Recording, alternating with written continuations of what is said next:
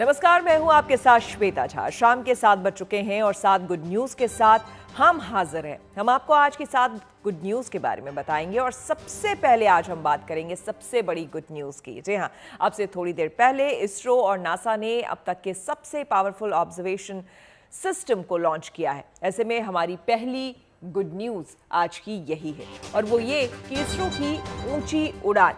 जी हाँ, आपसे थोड़ी देर पहले ही इसे श्रीहरिकोटा के सतीश धवन अंतरिक्ष सेंटर से शाम 5:40 पर GSLV F-16 रॉकेट के जरिए निसार सैटेलाइट को लॉन्च किया गया।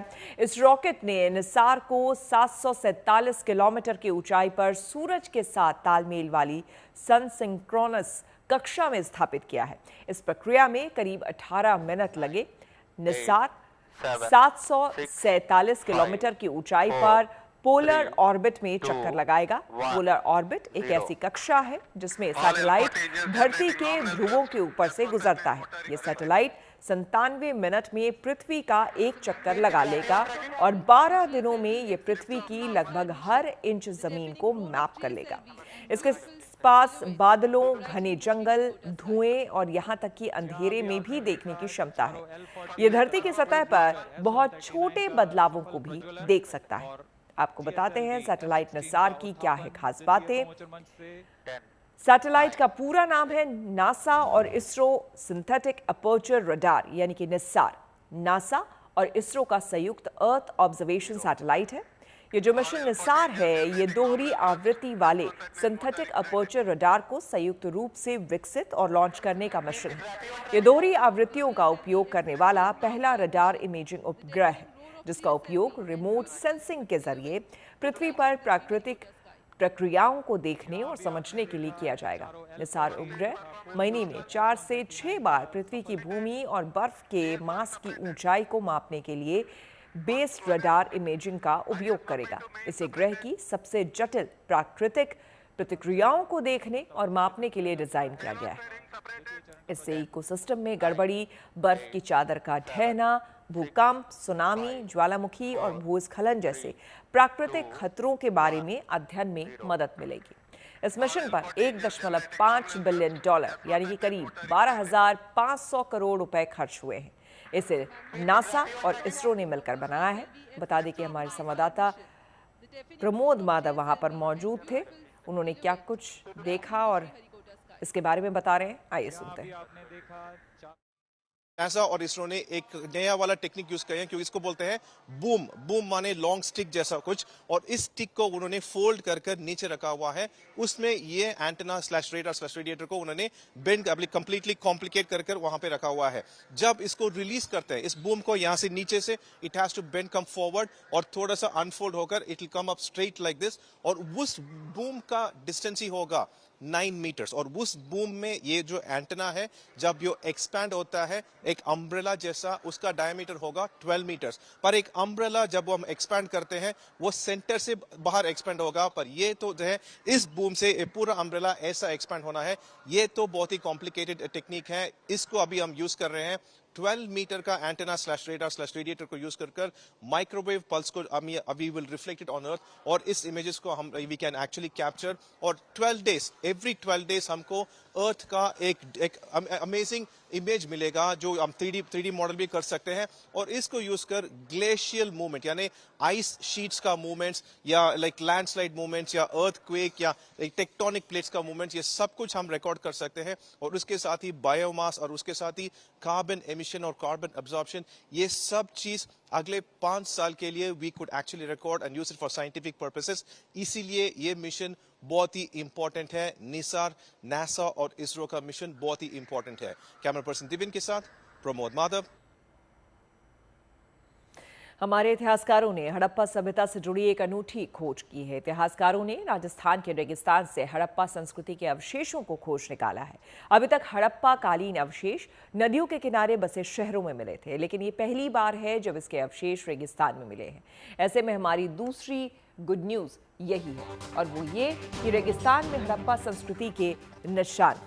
जी हाँ, आपको बता दें थार रेगिस्तान के टीलों के नीचे दफन हमारी सभ्यता के अवशेषों की खोज बेहद महत्वपूर्ण मानी जा रही है। इतिहासकारों का मानना है कि कभी इस जगह पर भी आबादी और हरियाली रही होगी।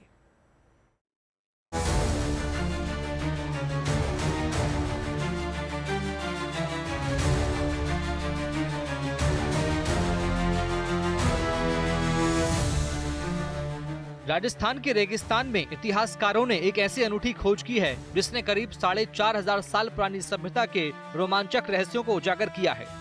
इतिहासकारों ने पश्चिमी राजस्थान के सीमावर्ती जैसलमेर जिले में 4,500 साल पुरानी हड़प्पा कालीन सभ्यता के अवशेषों को खोज निकाला है।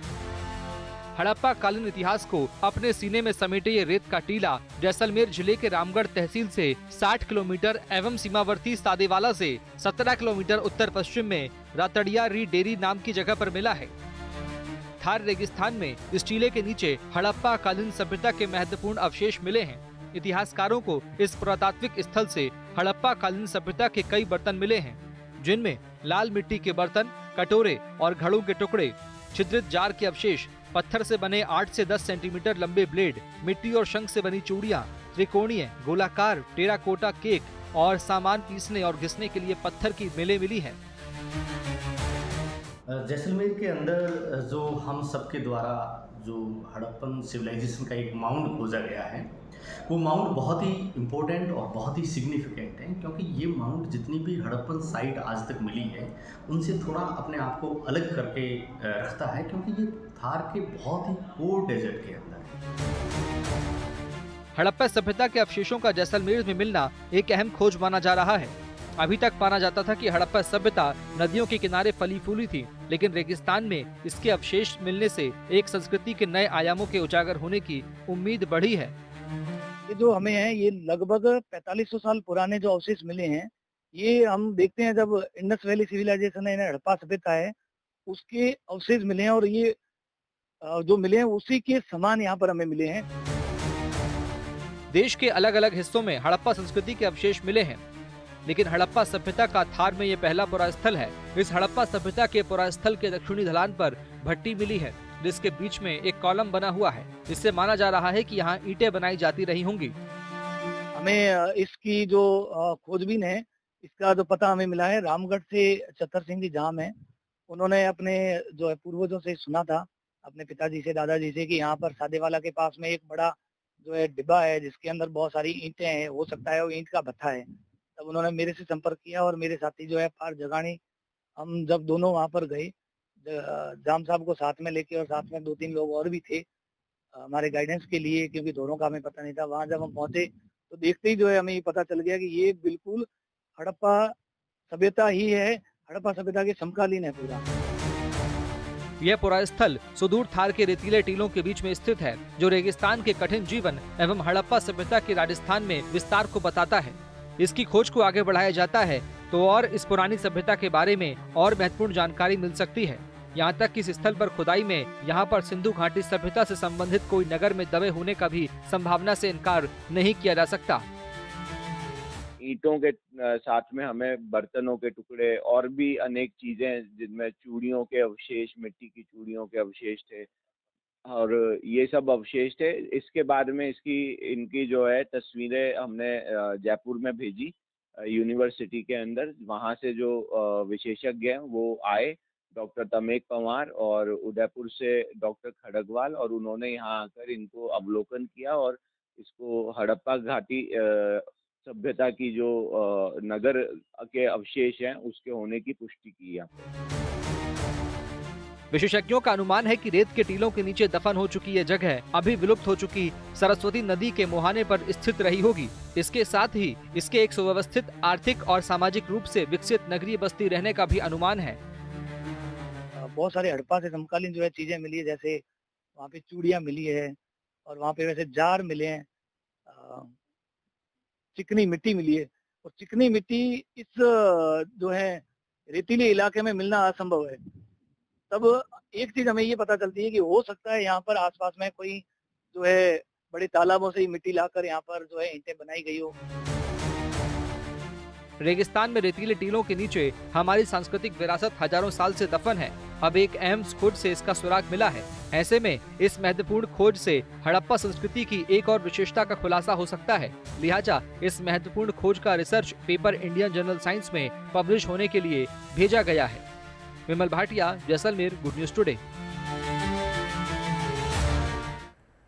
उच्च शिक्षा की पढ़ाई के लिए हर साल लाखों भारतीय विदेशी यूनिवर्सिटी का रुख करते हैं, लेकिन अब ऐसे स्टूडेंट्स के लिए एक खुशखबरी है। अब स्टूडेंट्स भारत में रहते हुए भी विदेशी विश्वविद्यालयों में पढ़ाई करने का अपना सपना पूरा कर सकते हैं। इसी से जुड़ी हमारी तीसरी गुड न्यूज़ है, और वो ये कि देश में विदेशी विश्वविद्यालय में पढ़ाई। जी हाँ, देखिए, भारत सरकार ने उच्च शिक्षा को ग्लोबल लेवल पर कॉम्पिटिटिव बनाने की दिशा में बड़ा कदम उठाया है। इसके लिए भारत सरकार के 15 विदेशी यूनिवर्सिटी को भारत में अपना कैंपस खोलने की अनुमति दी गई है।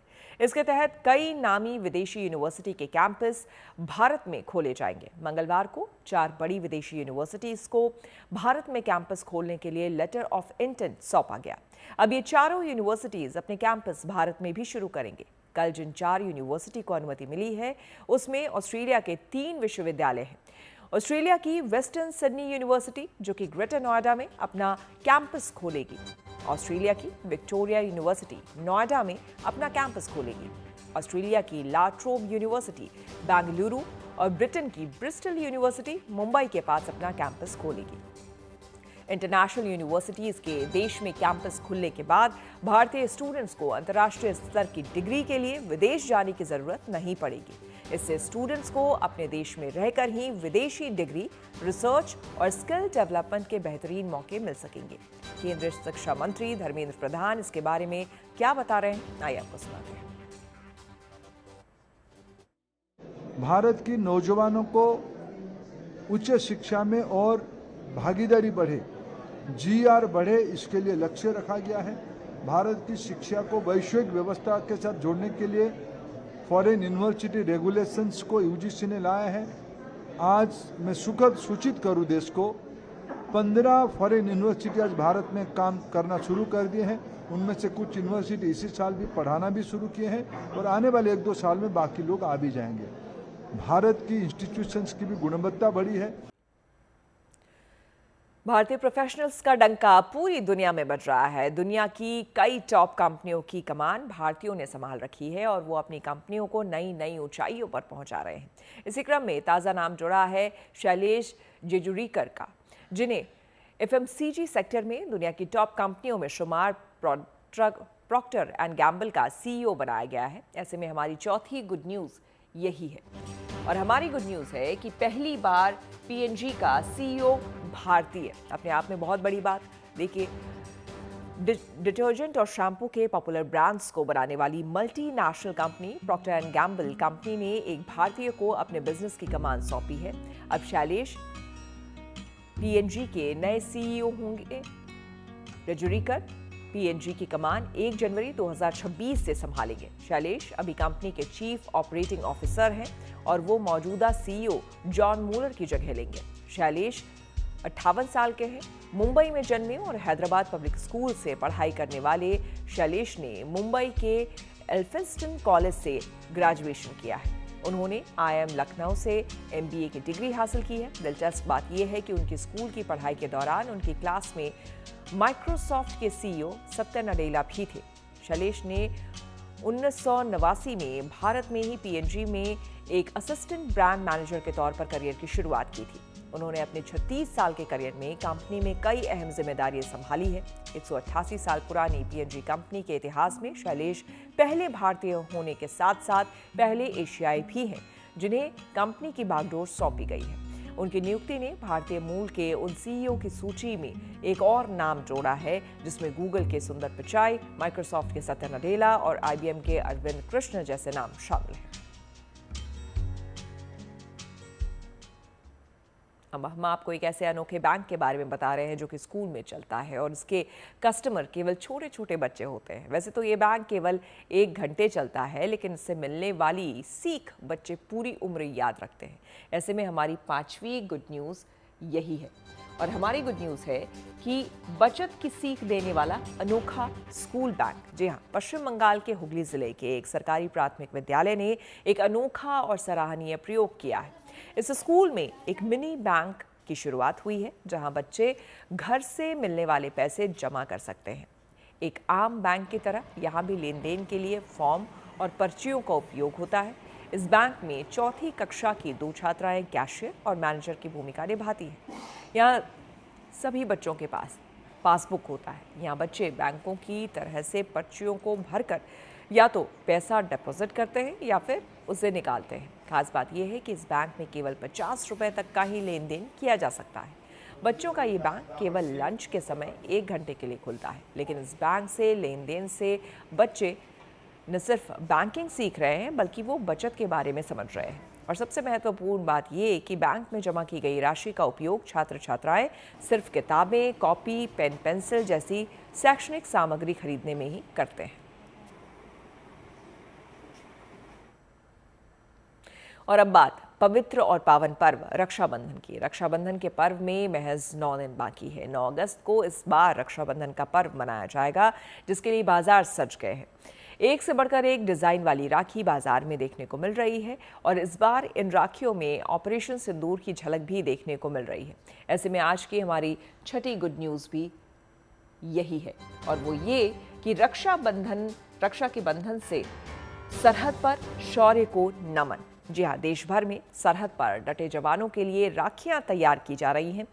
कहीं स्कूल तो कहीं संस्थाएं जवानों के लिए राखियां तैयार कर रही हैं। इस बार ऑपरेशन सिंदूर के तहत ब्रह्मोस मिसाइल वाली राखी भी बाजार में मिल रही है।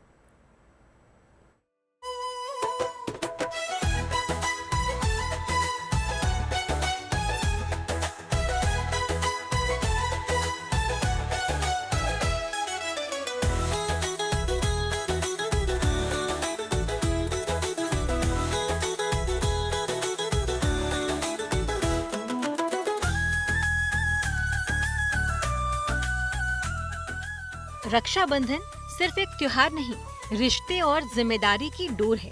जहां बहनें अपने भाइयों की लंबी उम्र की कामना करती हैं, वहीं कुछ बहनें उन भाइयों को भी याद करती हैं जो सीमा पर तैनात होकर पूरा देश संभालते हैं। जो वीर जवान त्योहारों से दूर, अपनों से दूर हम सबकी रक्षा के लिए सरहद पर दिन रात जुटे रहते हैं।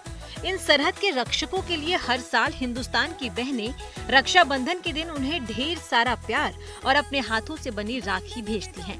इस बार राखी का त्योहार 9 अगस्त को मनाया जाने वाला है, लिहाजा राखियों को बनाने की तैयारी शुरू हो चुकी है। इस बार ये राखी का त्योहार इसलिए भी खास है क्योंकि इस साल हमारे वीर जवानों ने पाकिस्तान को चारों खाने चित किया था।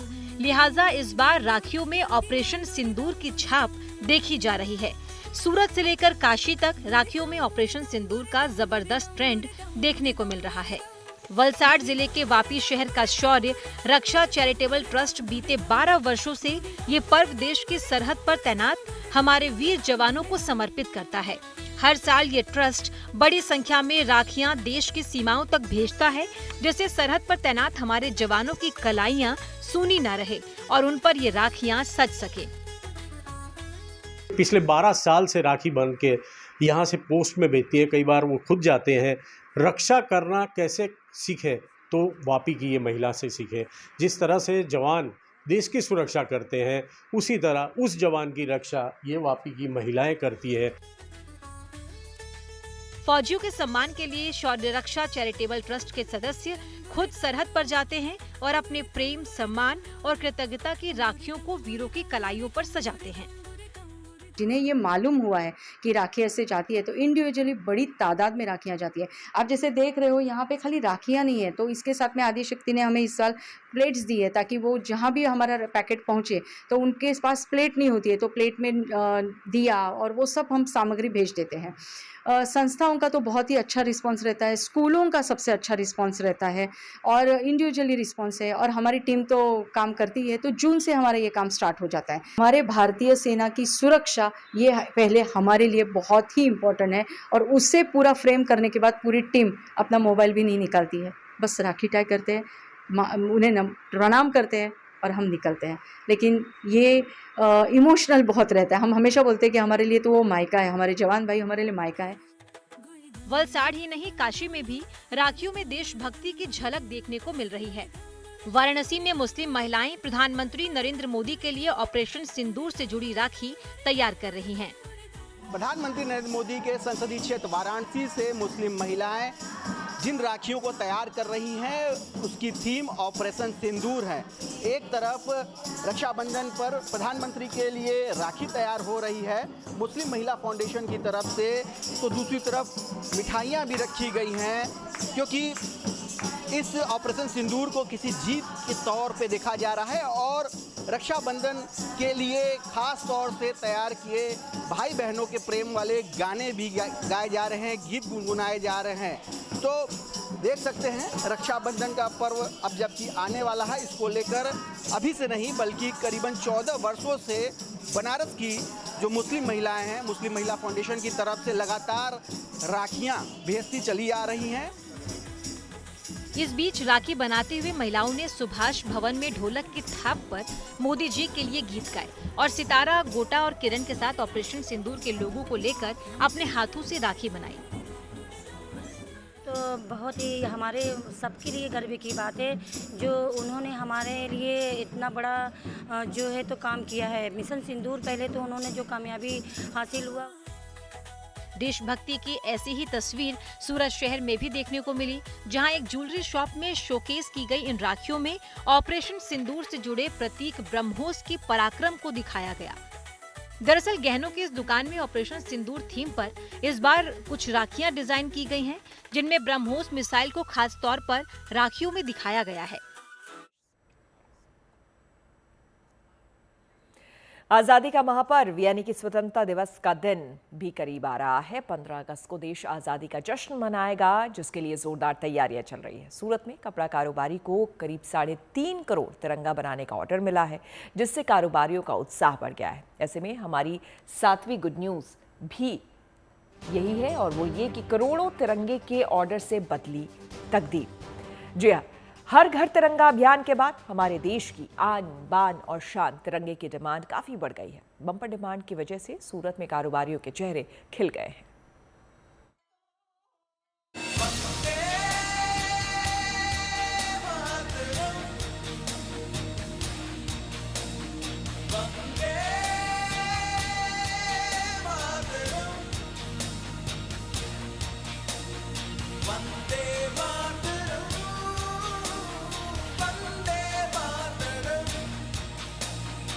देश आजादी का महापर्व मनाने के लिए जोर शोर से तैयारी में जुटा है।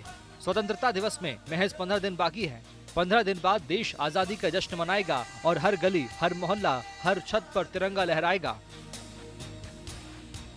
तिरंगा हमारी शान है, पहचान है और प्रेरणा भी है। हर बार जब ये हवा में लहराता है तो हर हिंदुस्तानी का सीना अपने आप गर्व से चौड़ा हो जाता है।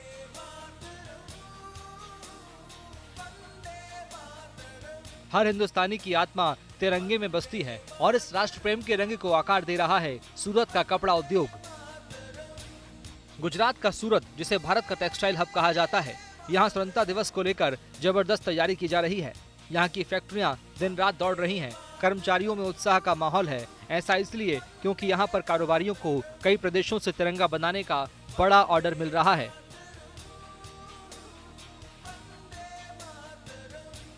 वैसे भी हमारा टेक्सटाइल हब है। पूरी इंडिया से कोई भी टेक्सटाइल से काम होता है। यहाँ पे कपड़ा मैन्युफैक्चरिंग, फैब्रिक यहीं पे बनता है और प्रिंटिंग भी यहीं होता है। तो सूरत के पास झंडे का बहुत अच्छा प्रोग्राम है जो बहुत बड़ी क्वांटिटी में है। मेरे हिसाब से लगभग ये 100 करोड़ से ऊपर का काम होगा। इसमें सूरत की करीब 50 इकाई झंडे बना रही है। सूरत के व्यापारियों को करीब 3.5 करोड़ तिरंगा बनाने का ऑर्डर मिला है। इस विशाल ऑर्डर को समय पर पूरा करने के लिए कपड़ा फैक्ट्रियों में तेजी से काम चल रहा है और इस ऑर्डर को उत्साह के साथ बनाने के लिए कारीगर भी जुट गए हैं। देशभक्ति के इस रंग में नारी सशक्तिकरण का भी उदाहरण देखने को मिल रहा है, क्योंकि न केवल महिलाओं को इससे रोजगार मिल रहा है बल्कि राष्ट्र निर्माण में भी नारियां अपना योगदान दे रही हैं। 3.5 करोड़ फ्लैग बनाने का ऑर्डर इन कारोबारियों के लिए इसलिए भी खास है क्योंकि इनका मानना है कि तिरंगा बनाने के लिए मिले ऑर्डर से कपड़ा उद्योग में लगभग 100 करोड़ रुपए का कारोबार होगा। टेबल पे तिरंगा चाहते हैं कि हमारा ये टेबल पे तिरंगा हो। ये हम लोगों ने एक नया कंसेप्ट बनाया है कि हर टेबल पे तिरंगा, कि हम भारतीय हैं, हम अपने ऑफिस पे काम करने चाहते हैं तो हमारे टेबल पे तिरंगे को रखा विराजमान रखें और फिर उसके बाद एक अपनी जो भावना है हमारे भारतीय की, हम किसके लिए काम कर रहे हैं, हमारे देश के लिए काम कर रहे हैं। सूरत के इन व्यापारियों को गुजरात, उत्तराखंड, उत्तर प्रदेश समेत कई राज्यों से तिरंगा बनाने का ऑर्डर मिला है। इससे न केवल स्थानीय उद्योग को बढ़ावा मिलेगा, बल्कि मेड इन इंडिया के संदेश को भी मजबूती मिलेगी। सूरत में बने ये तिरंगे आजादी के जश्न में 4 चांद लगाएंगे। हमारा तिरंगा सिर्फ एक झंडा नहीं, बल्कि आजादी की कहानी है, बलिदान की याद है और गर्व की छाया है। और उस गर्व को कपड़े में बुनने का काम सूरत बखूबी संभाल रहा है। आज जब देश आजादी के सबसे बड़े त्योहार को मनाने की ओर आगे बढ़ रहा है, वहीं हर घर तिरंगा एक अभियान के तौर पर चल रहा है। ऐसे में तिरंगा बनाने का बम्पर ऑर्डर सूरत के कारोबारियों के लिए गुड न्यूज लेकर आया है। संजय सिंह राठौड़, सूरत, गुड न्यूज टुडे। तो इसी के साथ 7 बजे 7 गुड न्यूज में मेरे यानी कि श्वेता झा के साथ फिलहाल इतना ही। देश दुनिया की तमाम पॉजिटिव खबरों के लिए आप देखते रहिए गुड न्यूज टुडे।